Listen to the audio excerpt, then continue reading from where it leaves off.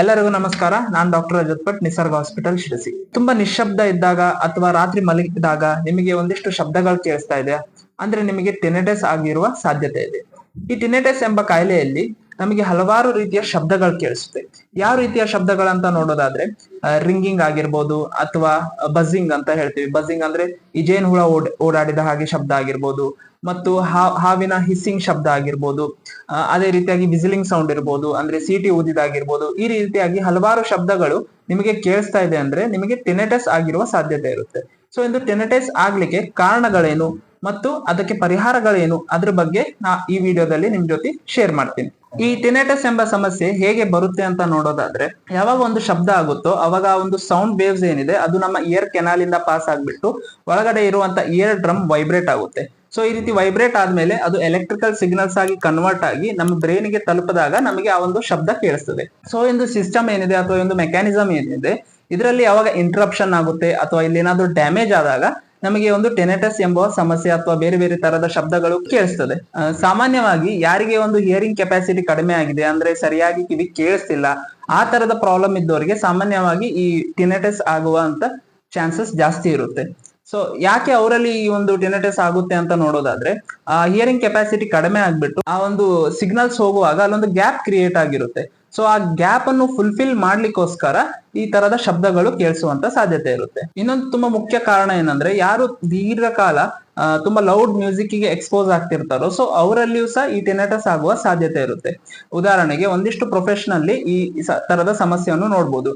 ಯಾವ್ದಂತ ಹೇಳಿದ್ರೆ, ಯಾರು ಮ್ಯೂಸಿಷಿಯನ್ಸ್ ಇರ್ತಾರೆ, ಸೊ ಮ್ಯೂಸಿಷಿಯನ್ಸ್ ತುಂಬಾ ದೀರ್ಘಕಾಲ ಮ್ಯೂಸಿಕ್ ಅನ್ನ ಕೇಳ್ತಾ ಇರ್ತಾರೆ. ಸೊ ಆದ ಕಾರಣ ಅವರಲ್ಲಿ ಆಗ್ಬೋದು. ಅದೇ ರೀತಿ ಪೈಲಟ್ಸ್ ಆಗಿರ್ಬೋದು, ಯಾರು ಏರೋಪ್ಲೇನ್ ಅಲ್ಲಿ ಆ ಒಂದು ಏರೋಪ್ಲೇನಿನ ಶಬ್ದಕ್ಕೆ ತುಂಬಾ ಅತಿಯಾಗಿ ಎಕ್ಸ್ಪೋಸ್ ಆಗ್ತಾರೋ ಸೊ ಅವರಲ್ಲಿ. ಅದೇ ರೀತಿ ಕಾರ್ಪೆಂಟರ್ಸ್ ಆಗಿರ್ಬೋದು, ಸೊ ಅದು ದೀರ್ಘಕಾಲವಾಗಿ ಆ ಒಂದು ಗರಗಸ ಶಬ್ದ ಈ ರೀತಿ ಡಿಫ್ರೆಂಟ್ ಸೌಂಡ್ಸ್ ಗೆ ಅವರು ಸದಾ ಎಕ್ಸ್ಪೋಸ್ ಆಗ್ತಿರ್ತಾರೆ. ಸೊ ಈ ರೀತಿಯಾಗಿ ಯಾರ ಆ ಒಂದು ಪ್ರೊಫೆಷನಲ್ ಇರುತ್ತೋ ಸೊ ಅವರಿಗೆ ಟಿನೆಟಸ್ ಆಗುವ ಸಾಧ್ಯತೆ ತುಂಬಾ ಜಾಸ್ತಿ ಇರುತ್ತೆ.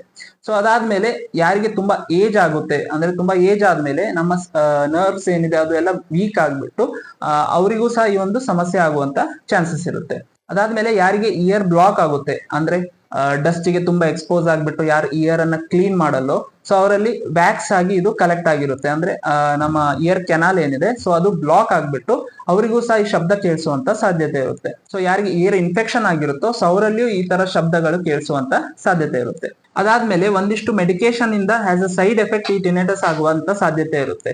ಸೊ ತುಂಬಾ ಮೆಡಿಸಿನ್ಸ್ ಇಂದ ಈ ಒಂದು ಸೈಡ್ ಎಫೆಕ್ಟ್ ಆಗುವಂತ ಸಾಧ್ಯತೆ. ಕೆಲವೊಂದಿಷ್ಟು ಮೆಡಿಸಿನ್ಸ್ ನಾವು ಸಾಮಾನ್ಯವಾಗಿ ತಗೊಳ್ಳುವಂತದ್ದು ಯಾವ್ದಂತ ಹೇಳಿದ್ರೆ, ಒಂದು ಪೇನ್ ಕಿಲ್ಲರ್ಸ್, ಇಬ್ಯುಪ್ರೋಫಿನ್ ಮತ್ತೆ ಆಸ್ಪಿರಿನ್, ಈ ತರದ ಪೇನ್ ಕಿಲ್ಲರ್ಸ್ ತಗೊಳ್ಳೋದ್ರಿಂದ ಮತ್ತು ಆಂಟಿಬಯೋಟಿಕ್ಸ್ ತಗೊಳ್ಳೋದ್ರಿಂದ, ಅದೇ ರೀತಿಯಾಗಿ ಯಾರು ಡಿಪ್ರೆಷನ್ ಅಲ್ಲಿ ಇದ್ದಾರೆ ಅವರು ಆಂಟಿ ಡಿಪ್ರೆಸೆಂಟ್ಸ್ ತಗೊಳ್ಳೋದ್ರಿಂದ, ಮತ್ತು ಯಾರಿಗೆ ಮಲೇರಿಯಾ ಅಟ್ಯಾಕ್ ಆಗಿ ಆಂಟಿ ಮಲೇರಿಯಲ್ ಡ್ರಗ್ಸ್ ತಗೊಳ್ತಿದ್ದಾರೆ, ಯಾರು ಕ್ಯಾನ್ಸರ್ ಗೆ ಕೀಮೋಥೆರಪಿ ಮಾಡಿಸಿದ್ದಾರೆ ಸೊ ಅವರಲ್ಲಿ ಇದು ಸಾಮಾನ್ಯವಾಗಿ ಹ್ಯಾಸ್ ಎ ಸೈಡ್ ಎಫೆಕ್ಟ್ ಕಾಣಿಸುವಂತ ಸಾಧ್ಯತೆ ಇರುತ್ತೆ. ಅದಾದ್ಮೇಲೆ ಯಾರಿಗೆ ಹೆಡ್ ಇಂಜುರಿ ಆದವ್ರು ಇರ್ಬೋದು ಅಥವಾ ಬ್ರೈನ್ ಸ್ಟ್ರೋಕ್ ಆಗಿರ್ಬೋದು, ಸೊ ಯಾರಿಗೆ ಮೇನ್ ಆಗಿ ಹೆಡ್ ಇಂಜುರಿ ಅಥವಾ ಕುತ್ತಿಗೆಯಲ್ಲಿ ಇಂಜುರಿ ಆಗಿರುತ್ತೋ ಸೊ ಅವರಲ್ಲಿಯೂ ಸಹ ಈ ಒಂದು ಟಿನೆಟಸ್ ಆಗುವ ಸಾಧ್ಯತೆ ಇರುತ್ತೆ. ಮತ್ತು ಯಾರಿಗೆ ಹಿಮೋಗ್ಲೋಬಿನ್ ತುಂಬಾ ಕಡಿಮೆ ಇದೆ ಅಂದ್ರೆ ಎನಿಮಿಯಾ ಇದೆ ಸೊ ಅವರಲ್ಲಿಯೂ ಸಹ ಈ ಒಂದು ಟಿನೆಟಸ್ ಆಗುವಂತ ಸಾಧ್ಯತೆ ಇರುತ್ತೆ. ಮತ್ತು ಯಾರಿಗೆ ಬಿ ಪಿ ತುಂಬಾ ಹೈ ಆಗಿದೆ ಮತ್ತು ಯಾರಿಗೆ ಡಯಾಬಿಟೀಸ್ ಇದೆ, ಡಯಾಬಿಟೀಸ್ ಇದ್ದವರಲ್ಲಿ ಸಾಮಾನ್ಯವಾಗಿ ಶುಗರ್ ತುಂಬಾ ಹೈ ಲೆವೆಲ್ ಹೋಗ್ಬಿಟ್ಟು ಆ ನರಕ್ಕೆ ಡ್ಯಾಮೇಜ್ ಮಾಡಿದಾಗ ಸೊ ಅವಾಗೂ ಸಹ ಈ ಒಂದು ಟಿನೆಟಸ್ ಆಗುವಂತ ಸಾಧ್ಯತೆ ಇರುತ್ತೆ. ಸೊ ಅದಾದ್ಮೇಲೆ ಯಾರಿಗೆ ತುಂಬಾ ಲೋ ವಿಟಮಿನ್ ಇದೆ ಅಂದ್ರೆ ವಿಟಮಿನ್ ಡಿಫಿಷಿಯನ್ಸಿ ಇದೆ, ಅದೇ ರೀತಿಯಾಗಿ ಹಾರ್ಮೋನಲ್ ಚೇಂಜಸ್ ಆಗಿರ್ಬೋದು, ಮತ್ತು ಯಾರು ಡಿಪ್ರೆಷನ್ ಅಲ್ಲಿ ಇದ್ದಾರೆ, ಮತ್ತು ಅದೇ ರೀತಿಯಾಗಿ ಮೈಗ್ರೇನ್ ತೊಂದರೆ ಆಗಿರ್ಬೋದು. ಈ ರೀತಿಯಾಗಿ ಹಲವಾರು ಕಾರಣಗಳಿಂದ ಈ ಒಂದು ಟಿನೆಟಸ್ ಆಗುವಂತ ಸಾಧ್ಯತೆ ಇರುತ್ತೆ. ಸೊ ಈ ಟಿನೆಟಸ್ ಎಂಬ ಸಮಸ್ಯೆ ಯಾವಾಗ ಜಾಸ್ತಿ ಆಗುತ್ತೆ ಅಂತ ಹೇಳಿದ್ರೆ, ನಮಗೆ ಈ ಒಂದು ಸಮಸ್ಯೆ ಬಂದ ಮೇಲೂ ನಾವು ಒಂದು ಲೌಡ್ ಮ್ಯೂಸಿಕ್ ಗೆ ಮತ್ತೆ ಎಕ್ಸ್ಪೋಸ್ ಆಗ್ತಿದೀವಿ, ಮತ್ತೆ ತುಂಬಾ ಶಬ್ದ ಇರುವ ಜಾಗಕ್ಕೆ ಹೋಗ್ತಾ ಇದೀವಿ ಅಂತ ಹೇಳಿದ್ರೆ ಈ ಒಂದು ಟಿನೆಟಸ್ ಎಂಬ ಸಮಸ್ಯೆ ಇದೆ ಅದು ಜಾಸ್ತಿ ಆಗುವ ಸಾಧ್ಯತೆ ಇರುತ್ತೆ. ಅದೇ ರೀತಿಯಾಗಿ ಯಾರು ಸ್ಮೋಕ್ ಮಾಡ್ತಾರೆ, ಯಾರು ಆಲ್ಕೋಹಾಲ್ ತಗೊಳ್ತಾರೆ, ಮತ್ತು ಯಾರು ಈ ಬೆವರೇಜಸ್ ತುಂಬಾ ತಗೊಳ್ತಾರೆ, ಉದಾಹರಣೆಗೆ ಕೋಲ್ಡ್ ಡ್ರಿಂಕ್ಸ್ ಆಗಿರ್ಬೋದು ಮತ್ತೆ ಈ ತರ ಸಾಫ್ಟ್ ಡ್ರಿಂಕ್ಸ್ ಆಗಿರ್ಬೋದು, ಸೊ ಇದನ್ನ ಅತಿಯಾಗಿ ಯಾರು ಸೇವನೆ ಮಾಡ್ತಾರೋ ಸೊ ಅವರಲ್ಲಿ ಈ ಸಮಸ್ಯೆ ಜಾಸ್ತಿ ಆಗುವಂತ ಸಾಧ್ಯತೆ ಇರುತ್ತೆ. ಸೊ ಈ ಸಮಸ್ಯೆ ಬಂದಾಗ ಇದನ್ನೆಲ್ಲ ಆದಷ್ಟು ಅವಾಯ್ಡ್ ಮಾಡ್ಬೇಕು, ಇಲ್ಲ ಅಂದ್ರೆ ಅದು ಜಾಸ್ತಿ ಆಗುತ್ತೆ. ಸೊ ಈ ಟಿನೆಟಿಸ್ಗೆ ಪರಿಹಾರ ಏನು ಅಥವಾ ಇದಕ್ಕೆ ಏನಾದ್ರೂ ಮೆಡಿಸನ್ ಇದೆ ಅಂತ ನೋಡೋದಾದ್ರೆ, ಟಿನೆಟಿಸ್ಗೆ ಅಂತಾನೆ ಯಾವುದೇ ಒಂದು ಮೆಡಿಸನ್ಸ್ ಇಲ್ಲ. ಮುಖ್ಯವಾಗಿ ಈ ಟಿನೆಟಿಸ್ ಎಂಬ ಸಮಸ್ಯೆ ಬಂದಾಗ ಇದಕ್ಕೆ ಏನ್ ಮಾಡ್ಬೇಕಂದ್ರೆ ಇದನ್ನ ಕಾರಣವನ್ನು ಫಸ್ಟ್ ನಾವು ಕಂಡು ಹಿಡಿಬೇಕು. ಸೊ ಈ ಕಾರಣವನ್ನು ನಾವು ಸರಿ ಮಾಡಿದ್ರೆ ಅವಾಗ ಆಟೋಮೆಟಿಕ್ ಆಗಿ ಈ ಶಬ್ದ ಬರೋದು ನಿಂತು ಹೋಗುತ್ತೆ. ಉದಾಹರಣೆಗೆ ಈಗ ಯಾವುದೋ ಒಂದು ಮೆಡಿಸನ್ ಇಂದ ನಿಮಗೆ ಆ ಶಬ್ದ ಬರ್ತಾ ಇದೆ ಅಂದ್ರೆ ಆ ಮೆಡಿಸನ್ ಅನ್ನು ಬಿಟ್ರೆ ಆಟೋಮೆಟಿಕ್ ಆಗಿ ಆ ಶಬ್ದ ಬರುವುದು ನಿಧಾನವಾಗಿ ಕಡಿಮೆ ಆಗುತ್ತೆ.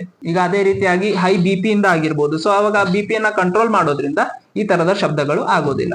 ನಾನು ಆಗ್ಲೇ ಹೇಳಿದಾಗೆ ಇಯರ್ ಬ್ಯಾಗ್ಸ್ ಅಂದ್ರೆ ಇಯರ್ ಬ್ಲಾಕ್ ಆದಾಗ ಕೆಲವೊಮ್ಮೆ ಶಬ್ದ ಬರುತ್ತೆ, ಅಥವಾ ಇನ್ಫೆಕ್ಷನ್ ಆದಾಗ ಶಬ್ದ ಬರುತ್ತೆ ಅಂತ ಹೇಳಿದ್ದೆ. ಸೊ ಆ ಇನ್ಫೆಕ್ಷನ್ ಸರಿ ಮಾಡೋದ್ರಿಂದ ಅಥವಾ ಇಯರ್ ಬ್ಲಾಕ್ ಅನ್ನು ಕ್ಲಿಯರ್ ಮಾಡೋದ್ರಿಂದ, ಆ ವ್ಯಾಕ್ಸಿನ್ ಎಲ್ಲ ತೆಗೆಯೋದ್ರಿಂದ ಆ ಶಬ್ದ ಆಟೋಮೆಟಿಕ್ ಆಗಿ ನಿಂತು ಹೋಗುತ್ತೆ. ಮತ್ತೆ ಯಾರಿಗೆ ಹಿಯರಿಂಗ್ ಲಾಸ್ ಆಗಿದೆ ಅಂದ್ರೆ ಸರಿಯಾಗಿ ಕೇಳಿಸ್ತಿಲ್ಲ, ಅದರಿಂದ ಆ ಸೌಂಡ್ ಬರ್ತಾ ಇದೆ ಅಂದಾಗ ಅವರು ಹಿಯರಿಂಗ್ ಏಡ್ಸ್ ಅನ್ನ ಯೂಸ್ ಮಾಡ್ಬಿಟ್ಟು ಈ ಒಂದು ಸಮಸ್ಯೆಯನ್ನು ಸರಿ ಮಾಡ್ಕೋಬಹುದು. ಆಯುರ್ವೇದದಲ್ಲಿ ಈ ಒಂದು ಶಬ್ದಗಳಾಗೋದಕ್ಕೆ ಕರ್ಣನಾದ ಅಂತ ಹೇಳಿದ್ದಾರೆ. ಸೊ ಈ ಕರ್ಣನಾದ ಮೇನ್ ಆಗಿ ವಾತದಿಂದ ಆಗುವಂತದ್ದು. ಸೊ ಇದನ್ನ ಸರಿ ಮಾಡ್ಲಿಕ್ಕೆ ಹಲವಾರು ಟ್ರೀಟ್ಮೆಂಟ್ ಅನ್ನು ಆಯುರ್ವೇದದಲ್ಲಿ ಹೇಳಿದ್ದಾರೆ. ಸೊ ಆ ಟ್ರೀಟ್ಮೆಂಟ್ ಗಳನ್ನ ತಗೊಳ್ಳೋದ್ರಿಂದ ಸಹ ಈ ಒಂದು ಟಿನೆಟಸ್ ಎಂಬ ಸಮಸ್ಯೆಯನ್ನು ನಾವು ಸರಿ ಮಾಡಬಹುದು. ಸೊ ಈ ಟಿನೆಟಸ್ ಎಂಬ ಸಮಸ್ಯೆಗೆ ಸೌಂಡ್ ಮೇಕರ್ಸ್ ಅಂತ ಬರುತ್ತೆ. ಅಂದ್ರೆ ಸೊ ಅದೊಂದು ಸೌಂಡ್ ಅನ್ನು ಪ್ರೊಡ್ಯೂಸ್ ಮಾಡುತ್ತೆ. ಸೊ ಆ ಸೌಂಡ್ ಪ್ರೊಡ್ಯೂಸ್ ಮಾಡೋದ್ರಿಂದ ಆ ಒಂದು ಬೇರೆ ತರದ ಶಬ್ದಗಳು ಏನ್ ಕೇಳಿಸ್ತಿರುತ್ತೆ ಅದು ನಿಧಾನವಾಗಿ ಸರಿ ಆಗ್ತಾ ಹೋಗುತ್ತೆ. ಸೊ ಅದೇ ರೀತಿಯಾಗಿ ನಾವು ಒಂದಿಷ್ಟು ಪ್ರಾಣಾಯಾಮ ಮಾಡೋದ್ರಿಂದ ಮತ್ತು ಯೋಗ ಮಾಡೋದ್ರಿಂದ ಸಹ ಈ ಒಂದು ಟಿನೆಟಸ್ ಸಮಸ್ಯೆಯನ್ನು ನಾವು ಬಗೆಹರಿಸಬಹುದು. ಯಾವ ರೀತಿಯ ಪ್ರಾಣಾಯಾಮ ಅಂತ ನೋಡೋದಾದ್ರೆ ಭ್ರಾಮರಿ ಪ್ರಾಣಾಯಾಮ ಮಾಡೋದ್ರಿಂದ ಈ ಒಂದು ಟಿನೆಟಸ್ ಸಮಸ್ಯೆಗೆ ತುಂಬಾನೇ ಯೂಸ್ ಆಗುತ್ತೆ.